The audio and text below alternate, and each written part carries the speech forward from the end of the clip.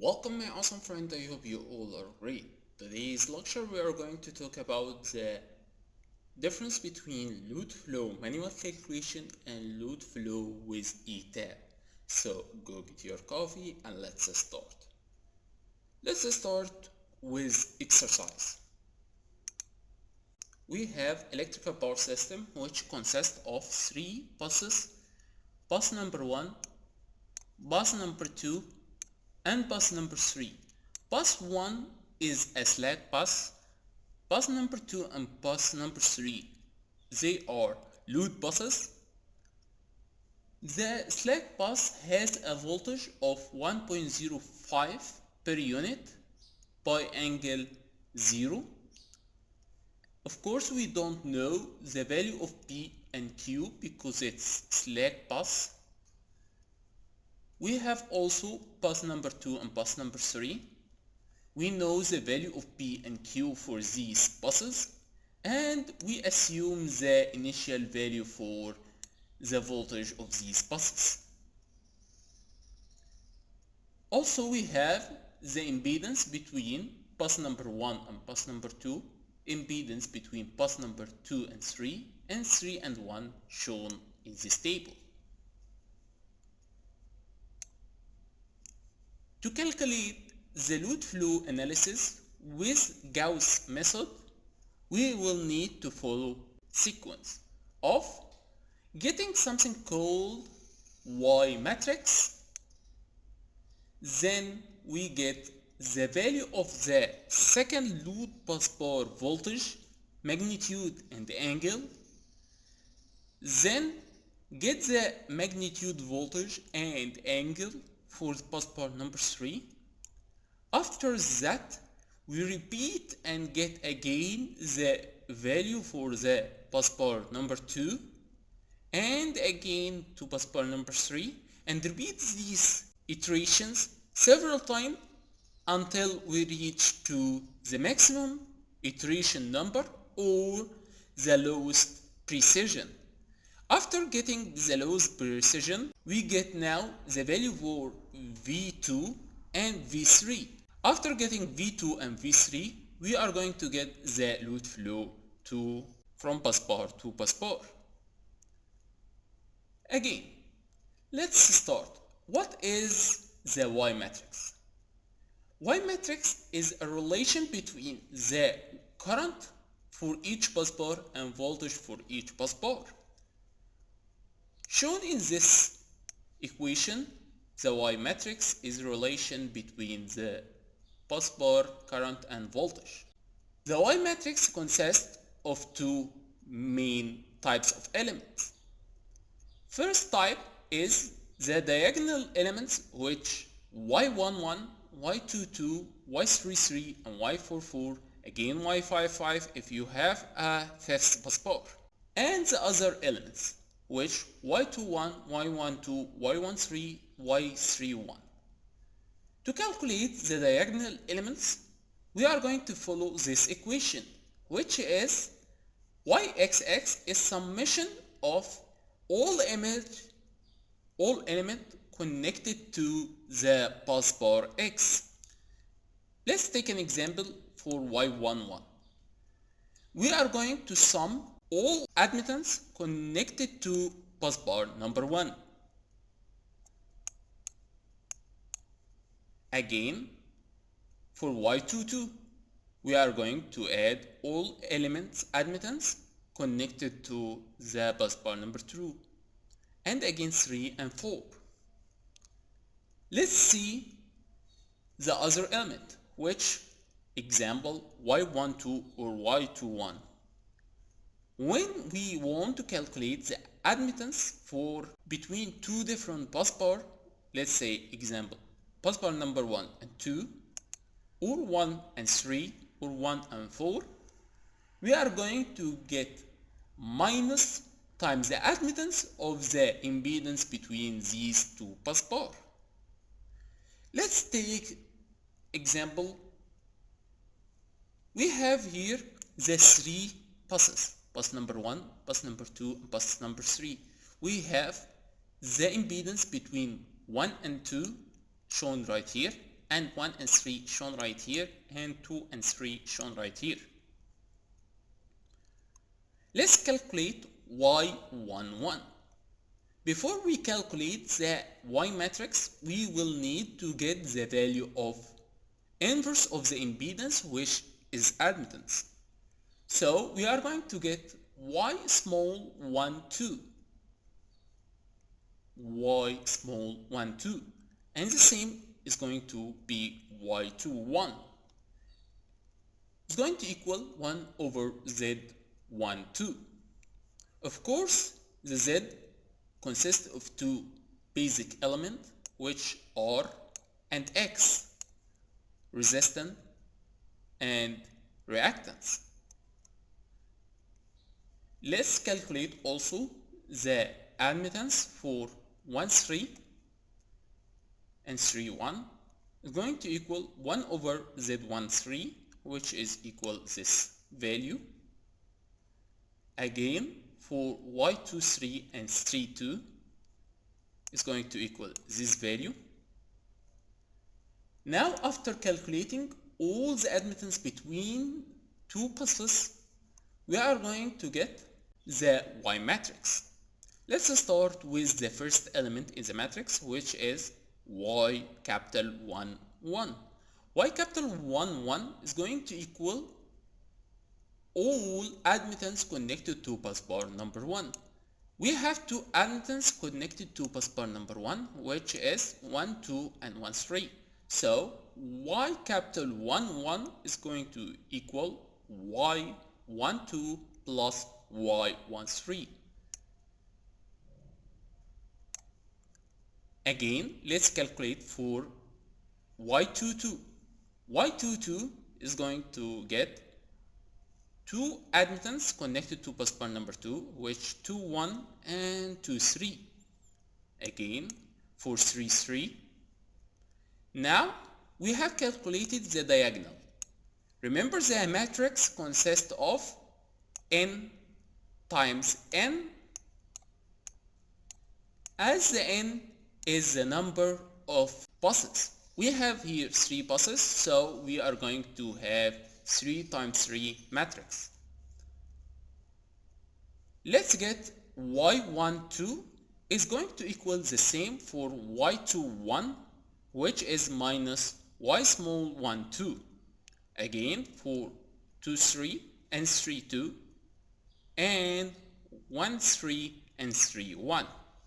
Again, let's put it all in the matrix 3 times 3 like this. Now we have calculated the y matrix. What's next? Let's start with the first iteration. Before we starting with the first iteration, we want to calculate the P and Q for the buses load bus number 2 and load bus number 3. As we know, the load buses number 2 and bus number 3 has a generation and load at the same time. So we are going to get the P for buses number 2 by adding the generation minus the load, 50 minus 305.6. Of course, this value is actual value, so we will need to divide it by the base value to get it in per unit. Again, for the Q for bus bar number 2, and again for bus bar number 3 for P and Q. Now we get it the value of the P and Q for bus bar number 2 and bus bar number 3. The next thing we are going to do is start with calculating the voltage for bus bar number 2, then calculating the voltage for bus bar number 3, again for 2, then 3, until we reach the maximum number of iterations or the lowest precision. To calculate the voltage of bus bar number 2, we are going to follow this equation. This equation from the y matrix, V for busbar number 2 is going to equal 1 over y22 times b2 minus jq2 over b2 for the previous iteration conjugate minus y21 v1 minus y23 v3. Again, for third busbar voltage is going to equal 1 over y33 times b3 minus jq3 over b3 conjugate for the previous iteration minus y31 v1 minus y32 v2 for this iteration. Let's start with calculating the voltage for busbar number 2. After adding the value for P and Q and Y for each element, let's add the value for the voltage. We have the first iteration, so we are going to add the 0 iteration, which is the initial value for V2 and V3. We know the value for V1, so we didn't add B right here. So we are going to let the V1 as an actual value, which is 1.05 by angle 0 or plus 0j. And we are going to put the initial value for busbar number 2 and busbar number 3. After that, we are going to put all these values inside this equation and calculate the first iteration for the voltage number 2 right here. Now we calculated the first iteration voltage, second voltage. Let's calculate the third voltage, V3. Again, remember, we are going to add the V1 is actual value because it's slack bus. It's going to be 1.05 plus J0. And also V3 is going to be the 0 iteration. But remember, V2 is the same iteration, so we are going to put the previous value we just calculated for V2. Let's put these values inside this equation to calculate V3. Now we have calculated V3.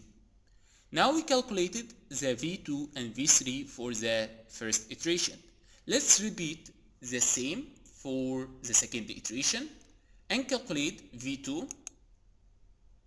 After that, we know the value for V1 and V2 and V3 from the first iteration we just calculated in the previous 2 slides. We are going to put all of these inside the V1 and V3 in this equation to calculate V2 for the second iteration. Again, we are going to do the same for the bus number 3. We are going to calculate V1 and V3 and of course V2 and put all of this inside this equation to get the value for V3. Again, we will repeat this sequence for several thousand iterations until we reach the lowest precision or the maximum number of iterations. After we calculate the entire voltage V1, V2, V3, we are going to calculate the load flow. The load flow for each bus bar between 2 buses, let's say bus bar 1 and bus number 2, is representing the apparent power, which is equal P plus JQ. S12, this represents the load flowing from bus bar number 1 to bus bar number 2, which is equal P12 plus JQ12. Is going to equal the voltage of bus bar number 1 times the I flowing from 1 to 2 conjugate. Of course, we know the value for V1, so we are going to product it with the current flowing from 1 to 2. Current flowing from 1 to 2 is going to equal V1 minus V2, voltage of bus bar number 1 minus the voltage of bus bar number 2 on the impedance between these two buses, and take the conjugate for it and product it with V1. Again, let's get the value for power flowing from bus bar number 2 to bus bar number 1. Again, you can calculate for 1 to 3 and 3 to 1, and again for other things. Of course, this is the manual calculation for just Gauss.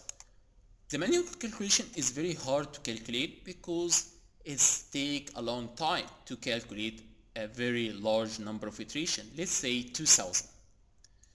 So we are using Etap because it can perform several thousand iterations at the same time.